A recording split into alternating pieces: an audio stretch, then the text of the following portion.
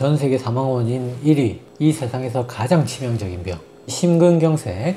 심근경색으로 돌연사 하기 전에 수개월 전부터 나타나는 증상, 그 다음에 심근경색이 발생해서 사망하기 직전에 또 나타나는 증상, 이 두 가지에 대해서 정말 낚시 아닙니다. 없어 이런 거 아닙니다. 진짜 심근경색 환자의 80%가 굉장히 전형적인 증상이 있습니다. 그 전형적인 증상이 뭔지 설명드리도록 할게요. 네, 안녕하세요. 운동한 내과 싹입니다. 자, 굉장히 많은 분들이 협심증은 뭐고 심근경색은 뭐지? 이거 되게 헷갈려 하시는 분이 많은데, 자, 심근경색부터 설명드릴게요. 자, 우리 몸에 핏줄 있잖아요. 여기서 빨간색이 동맥이에요. 그래서 동맥은 산소와 영양분을 싣고 가는 상행선이에요. 그래서 동맥이 막히면 그 밑에 부분이 썩습니다. 괴사가 일어나요. 그래서 우리 몸에 피가 안 흐르는 시간이 없도록 심장이 매일매일 한순간도 쉬지 않고 일을 하고 있습니다. 근데 심장도 핏줄이 있어요. 심장도 심장을 먹여 살리는 동맥이 세 가닥이 있습니다. 요거를 관상동맥이라고 해요. 요게 거꾸로 뒤집으면 왕관하고 비슷하게 생겼다고 해서 관상동맥이라고 합니다. 자, 그래서 요 세 가닥 중에 무언가 한 가닥이 막힐 수가 있겠죠. 그러면 요 밑에 부분은 썩습니다. 즉 경색이 일어나요. 그거를 심근경색이라고 합니다. 그래서 이런 식으로 실제 진짜로 썩는 거예요. 실제로 막히는 순간부터 급격하게 괴사가 일어나기 시작합니다. 그래서 우리 당뇨 환자들이 발가락이 괴사해서 절단하기도 하잖아요. 그 발가락이 썩는 게 심장에 일어난다고 생각하시면 돼요. 진짜 끔찍하죠. 자, 그러면 협심증은 뭔가? 아주 간단하게 얘기해서 관상동맥이 좁아진 게 협심증이고 완전히 탁 틀어 막히는 게 심근경색입니다.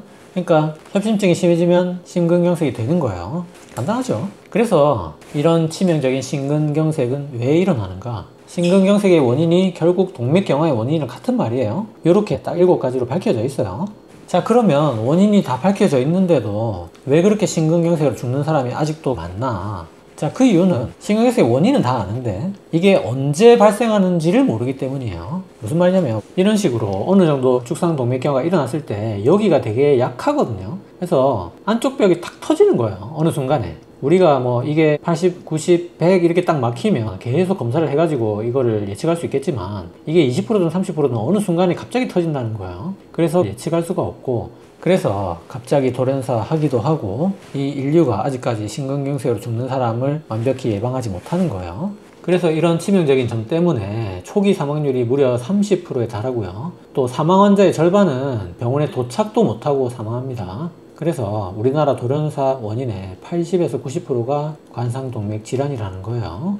이런 이유로 전 세계 사망 원인 1위고 우리나라에서도 단일 장기 질환으로는 심근경색이 사망 원인 1위가 맞습니다. 자, 간단하게 심근경색의 역학에 대해서 살펴봤다면, 자, 이제 정답 나옵니다. 진짜 심근경색 그리고 협심증의 증상에 대해서 설명드리도록 할게요. 자, 위험인자만 있고 증상은 전혀 없는 환자가 있습니다. 그 다음에 협심증이 두 가지가 있어요. 안정형 협심증, 불안정 협심증이 있고, 그 다음에 오늘의 주인공 급성 심근경색이 있고, 최종적으로 이제 사망할 수 있습니다. 그랬을 때 각각의 증상을 보면, 먼저 위험인자만 있고 무증상인 사람, 이 사람들은 혈관 건강 지키는 방법 영상 참조하시면 되고, 그게 혈압, 당뇨, 고지혈증, 흡연. 그 다음에 불같은 성격도 심근경색의 아주 중요한 위험인자예요. 이거는 동맥경화의 위험인자는 아닙니다. 즉 말해서 이거를 쌌는데 불같은 성격이 그렇게 기여를 하진 않겠죠. 뭐 혈압을 좀 올릴 수는 있겠지만, 하지만 이 마지막에 탁 터지는 요 순간에는 굉장히 기여를 하는 거예요.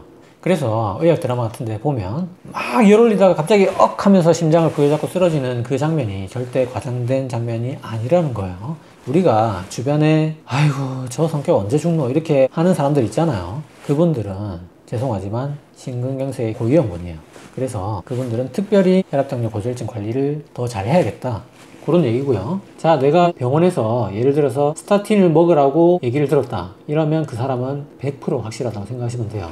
왜냐하면 스타틴은 단순한 고지혈증 약이 아니고 심근경색이 일어날 위험인자를 다 따져서 위험도가 높은 사람한테만 처방을 하거든요. 지난 시간 참조해 주시고, 자, 그 다음부터 진짜 증상이 나오죠. 자, 협심증, 요렇게 관상동맥이 그냥 좁아져 있는 거예요. 자, 여기서 좀 약한 형태 안정형 협심증부터 보면, 가장 안정형 협심증의 전형적인 증상은 언덕 오를 때 가슴이 쥐어짜는 느낌, 요게 1분에서 5분 정도 지속이 되고 쉬면은 보통 1분에서 5분 안에 좋아집니다. 요 증상이 있으면 요거는 아주 전형적인 안정형 협심증이고, 자, 그래서 이런 전형적인 증상, 즉 언더가 오를 때 가슴이 1분에서 5분 정도 쥐어짠다, 그 얘기를 만약에 의사한테 하잖아요. 그러면 바로 협심증 진단입니다. 물론 이제 뭐 피검사, 심전도 이런 검사 하겠지만 안정형 협심증 진단은 증상만 가지고도 진단이 가능합니다. 그러니까 그 증상 이꼴 협심증 진단이에요. 물론 협심증 진단의 가장 좋은 검사는 운동부하 검사이긴 한데 이건 최소 2차 병원 이상 큰 병원 가야 검사가 되고 증상이 애매할 때 주로 필요한 검사라서 보통 개인 병원에서 전형적인 증상이 있으면 이 검사까지 안 하고 바로 협심증 진단합니다. 그래서 자, 언덕 오를 때가 무슨 말이냐면 내가 심장이 빨리 뛸 만한 힘든 운동을 할 때예요. 그러니까 달리기 할 때나 고바위 오를 때나 언덕 오를 때나 계단 오를 때나 무거운 거 들 때나 이럴 때 왼쪽 가슴이 쥐어짠다, 이러면 그게 그 자체가 바로 협심증입니다. 자, 그 다음에 요 다음 단계가 불안정 협심증입니다. 요거는 이제 증상이 없다가 바로 생길 수도 있지만 보통 안정형 협심증을 거쳐서 오게 됩니다. 그랬을 때 이제 안정형 협심증일 때보다 점점 통증이 자주 생긴다든지 아니면 처음에는 달리기를 하거나 언덕을 올라야지 가슴이 쥐어짰는데 나중에는 이제 평지를 걸어도 가슴이 쥐어짠다, 아니면 그냥 가만히 있어도 쥐어짠다, 이러면 그게 불안정 협심증이에요. 그리고 처음에는 1분에서 5분 정도였는데 점점 길어진다, 아픈 강도도 점점 심해진다, 그것도 불안정 협심증이에요. 그래서 내가 불안정 협심증이다 이러면 사실 좀 좋은 표현은 아니지만 심근경색 임박입니다. 임박. 그래서 이분들은 정말 진짜 위기의식을 가지고 금연도 철저히 하시고 혈압당뇨 고지혈증 관리 철저히 하면서 계속 병원에 잘 다니면서 검사를 주기적으로 해야겠죠. 자, 마지막으로 심근경색입니다. 자, 이거는 이제 어떻게 보면 다행이라고 생각할 수도 있는데 정말 아픕니다. 최대한으로 아픕니다. 이게 탁 틀어막히는 순간 쥐어짜는 흉통이 30분 이상 지속되고 대부분 이렇게 표현하시는데 살면서 처음 겪어보는 통증이었다, 이 정도로 아프시다고 해요. 그리고 제가 급성 심근경색 환자분들 많이 봤을 거 아니에요. 전부 하나같이 땀을 정말 엄청나게 흘립니다. 팥죽처럼 흘린다고 표현하기도 해요. 그래서 이게 이렇게 아픈 게 어떻게 보면 다행일 수도 있습니다. 암이 무서운 게 증상이 없기 때문에 무서운 거잖아요. 그래서 결국 협심증과 심근경색의 공통적인 증상은 가슴이 아픈 거죠. 그래서 이런 흉통이 있을 때 이게 심장 쪽에 문제일 가능성이 많아 보이는 거를 전형적인 흉통이라고 합니다. 그리고 이거는 심장 문제는 아닌 것 같다, 이렇게 표현하는 거를 비전형적 흉통이라고 해요. 자, 그게 어떤 거냐면, 자, 전형적인 흉통은 쥐어짜는 느낌 또는 누르는 느낌, 그리고 뭐 여자분들 같은 경우에 이게 많아요. 고춧가루 뿌린 것 같다, 이런 표현 하시는 분도 많고요. 가슴이 짜게지는 것 같다, 막 벌어지는 것 같다, 막 이런 표현도 많이 하십니다. 그리고 이게 제일 난감한데, 자, 체한 것 같다고 오시는 분도 많아요. 속이 답답하고 하루 종일 체한 것 같다, 막 이런 증상으로 오는데 이분이 혈압당뇨를 오래 앓았다거나 어떤 심혈관 위험인자가 있으면 절대 심장질환을 배제해서는 안 됩니다. 심근경색은 걸리면 사망이기 때문에. 그 다음에 이제 심장 쪽의 가능성이 좀 떨어지는 비전형적인 흉통이 있어요. 그게 이제 굉장히 국소적인 경우, 선생님 여기 딱, 근데 여기 요 자리 딱 여기, 요런 거는 심장 문제가 아닐 가능성이 많다는 거예요. 그 다음에 시간이 너무 짧은 경우, 따끔따끔 하다가 말아요, 이런 분들. 그럼 제가 이제 그런 게 하루에 몇 번 있습니까? 이러면은 하루 종일인데요? 이런 분들이 있거든요. 그래서 이런 거는 좀 아닐 가능성이 많아요. 그 다음에 압통, 제가 이렇게 눌러보면 이렇게 하시는 분들이 있거든요. 이렇게 눌러서 아픈 경우에는 뭐 근육통이나 담이나 뼈나 인대나 이런 근골격계의 문제일 가능성이 많습니다. 하지만 이런 세 가지 증상도 100% 아니라고 우리가 단정할 수는 없어요. 자, 심장은 우리 정 가운데에서 약간 왼쪽에 있습니다. 그래서 정 가운데에서 왼쪽은 기본적으로 아픈데 이게 심근경색이 되면 이 주변으로 통증이 뻗칩니다. 너무 아프기 때문에 그 뻗치는 거를 방사통이라고 해요. 그랬을 때 심근경색이 오면 어디로 뻗치는가? 자, 요 두 개가 제일 많습니다. 그래서 어깨나 겨드랑이나 목이나 턱 아래까지 잘 뻗치고요. 그리고 왼쪽 겨드랑이 쪽으로만 뻗치는 경우도 되게 많아요. 물론 이제 방사통이 없이 여기만 아픈 경우도 굉장히 많고요. 그리고 이제 이런 것들은 드문 부위들이 되겠습니다. 그래도 요 네 군데도 전혀 아니라고 배제하면 안 돼요. 요것도 충분히 가능성이 있습니다. 자, 그러면 아까 언덕 오를 때 가슴이 1분에서 5분 정도 쥐어짜는 느낌이 그 자체가 협심증 바로 진단이라고 제가 말씀드렸는데, 그런 전형적인 증상이 발생했다, 이거 협심증인 것 같다, 또는 뭐 전형적인 증상이 아니더라도 흉통이 자주 발생한다, 걱정이 된다, 어떻게 해야 되느냐? 자, 세 가지를 하시면 돼요. 첫 번째는 진료를 봐야죠. 협심증 진료. 아주 전형적인 증상이 생겨서 정말 진짜 협심증이 확실하다면 스텐트 시술까지 가능한 대학병원으로 가시는 게 좋고, 그게 아니어도 최소한은 순환기내과 분과가 있는 규모가 있는 2차 병원으로 가시는 게 좋습니다. 그리고 아까 말했던 이런 것들을 최대한 예방하려고 혈압당뇨 고지혈증 치료하고 금연하셔야겠죠. 세 번째는 뒤에 설명드리도록 할게요. 자, 그러면 심근경색이 그렇게 죽을 것 같이 아프고 땀을 심하게 흘리는데 안 그런 사람은 없는가? 무증상 심근경색이 무려 20%나 있어요. 여기서 이런 단계를 안 거치고 바로 여기로 점프하는 거죠. 그래서 굉장히 위험한 경우라고 할 수 있고, 그래서 무증상 심근경색이 잘 오는 사람은 이제 막 수술한 사람, 그 다음에 요 세 개는 굉장히 흔하죠. 자, 당뇨, 고령, 여성. 자, 당뇨도 무증상이 많고 고령도 무증상이 많고 여성도 무증상이 많은데, 당뇨 걸린 할머니, 자, 당뇨 걸린 할머니들은 정말 무증상 심근경색의 위험도가 높겠죠. 그래서 이 영상 보시는 분들이 가족 중에 당뇨 걸린 할머니가 계시다면 반드시 그분께 무증상 심근경색을 조심하라고 알려드려야 돼요. 근데 이분들이 심근경색 걸렸을 때 그러면 완전히 편안한 무증상인가? 그건 아닙니다. 약간의 증상이 있습니다. 그게 뭐냐면 아까 설명드린 대로 약간 체한 느낌이 들고 답답하다는 거예요. 그래서 약간 체한 답답한 증상인데 뭔가 좀 느낌이 심상치 않다고 생각이 들면 반드시 가까운 병원에 가서 심전도나 피검사를 꼭 해보시도록 알려주셔야 됩니다. 이거는 진짜 사망이거든요. 자, 그래서 내가 심근경색이 걸려서 병원을 가면 어떤 처치를 하느냐. 자, 이렇게 한밤중이라도 심장내과 교수님이 뛰어나와서 이렇게 시술을 합니다. 허벅지로 들어갈 수도 있고 팔목으로 들어갈 수도 있고 심장까지 철사를 넣어서 여기를 먼저 풍선으로 이렇게 부풀리고, 그 다음에 피가 통하고 나면 이제 볼펜 스프링 같은 조그마한 스텐트를 하나 거치해 놓고 나오는 거예요. 자, 그러면 내가 심근경색에 걸려서 저 시술을 받는데 내가 살고 죽고 생사를 가르는 가장 중요한 요인은 뭔가? 그게 바로 시간입니다. 관상도맥이 탁 틀어막혀서 경색이 일어나는 순간부터 혈류를 개통시키는 시술을 하기까지는 정말 시간과의 싸움이에요. 그래서 나중에 뒤에 나오겠지만 급성 심근경색 중에 가장 위험한 게 이제 ST 분절 상승 급성 심근경색이라는 병이 있어요. 어쨌든 말이 어렵지만 심전도를 딱 찍었을 때 ST가 올라간 걸 보는 순간 진짜 여러분들 눈앞에 의학 드라마가 펼쳐집니다. 정말 진짜 환자 들고 뛰는 겁니다. 왜 그렇게 시간과의 싸움인가? 자, 우리가 막힌 순간부터 1시간 안에 뚫으면 거의 90% 이상 심근을 다 살릴 수가 있어요. 근데 2시간만 지나도 70%, 3시간만 지나면 50% 이하로 떨어져요. 그리고 4시간이 지나면 20% 미만. 이런 거를 골든타임이라고 하는데 자세한 건 또 다음에 영상 한 편으로 설명드리겠습니다. 그러니까 정말 저렇게 빨리 심장이 썩는 거예요. 그래서 ST 분절 상승 급성 심근경색이라면 정말 초를 다투는 시간과의 싸움입니다. 자, 그래서 여러분의 목숨을 건질 수 있는 방법을 제가 지금부터 설명드리도록 할 테니까 여러분들 잘 들으세요. 자, 내가 집에서 가슴이 죽을 것 같이 아프다. 이게 30분 이상 지속된다. 그리고 땀을 비 오듯이 흘린다. 그러면 이거는 급성 심근경색의 가능성이 굉장히 높습니다. 만약에 내가 혈압당뇨를 앓고 있다 이러면 거의 90% 이상입니다. 근데 병원에 가보면 아닌 경우도 있어요. 그 아닌 병이 뭐냐면 급성 폐색전증, 급성 대동맥박리 이런 것도 증상이 똑같거든요. 이런 증상이 생길 수가 있습니다. 하지만 이 병들도 어차피 죽는 병들이에요. 전부 다 급사할 수 있는 정말 극도로 위험한 병들이에요. 그러니까 가슴이 죽을 것 같이 아프고 땀을 심하게 흘린다 이러면 무조건 병원 가야 됩니다. 가슴이 죽을 것 같이 아프고 땀을 비오듯이 흘린다. 그랬을 때 어떻게 해야 되는가? 자, 보기를 제가 4가지 드릴게요. 여러분 맞춰보세요. 첫 번째, 괜찮아지겠지 생각한다. 두 번째, 가족에게 연락한다. 세 번째, 제일 가까운 병원을 찾는다. 네 번째, 손발을 딴다. 정답은 제일 가까운 병원을 찾는다 일까요? 아닙니다. 자, 정답은 모두 틀렸습니다. 이런 증상이 있을 때는 절대 요 4가지를 하시면 안 됩니다. 자, 진짜 정답은 바로 119를 부르는 거예요. 119를 부른다가 오늘의 정답이 되겠습니다.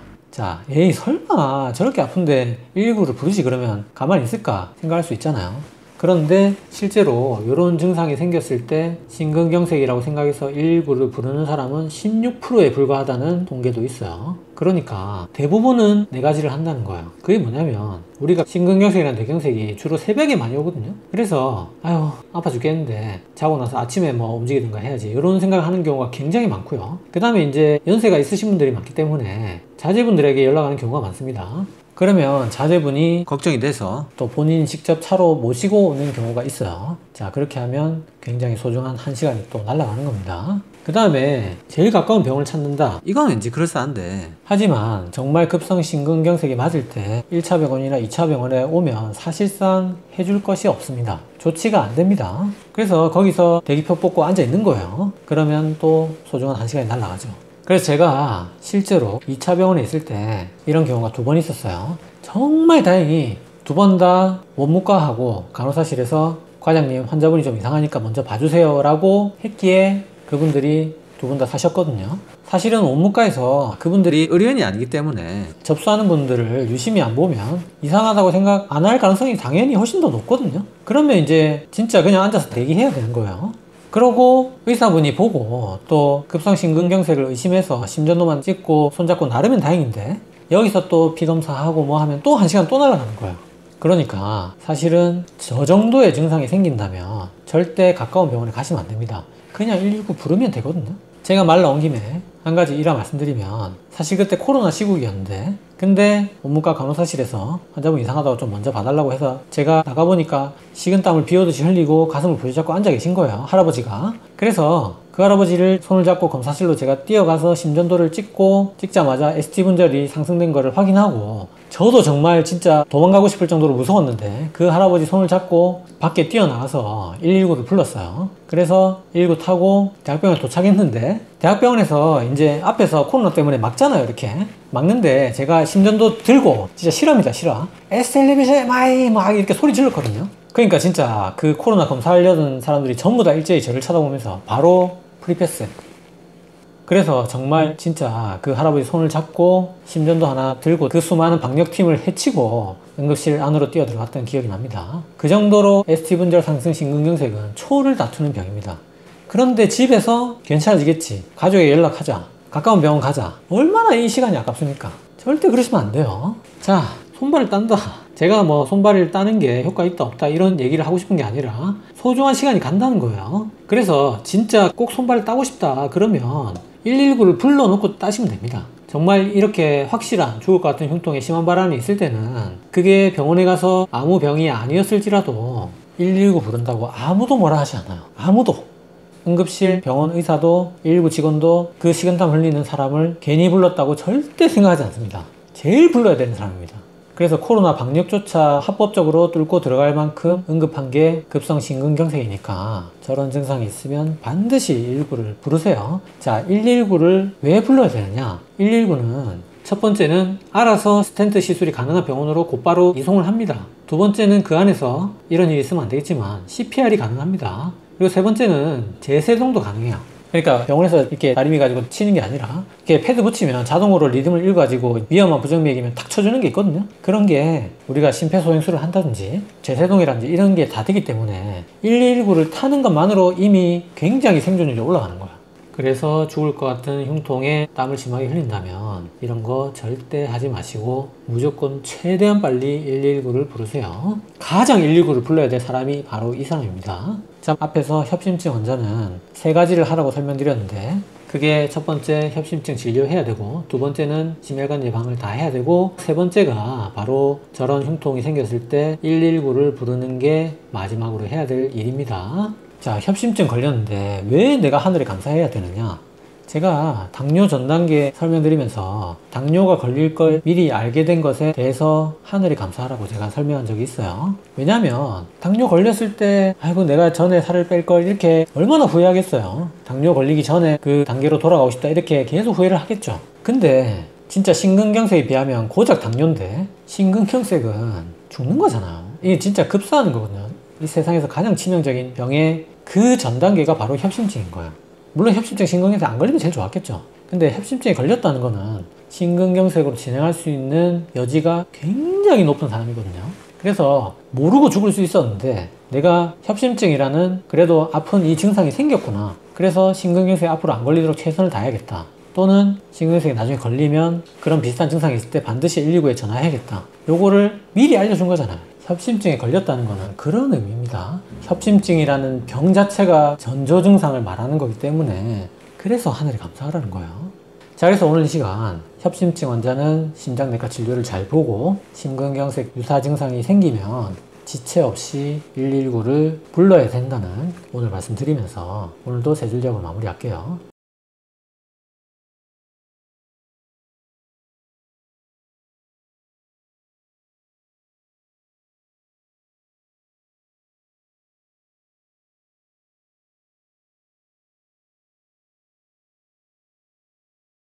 자, 오늘 영상 도움이 되셨나요? 도움이 되셨다면 구독은 여기, 관련 영상은 여기 봐주세요.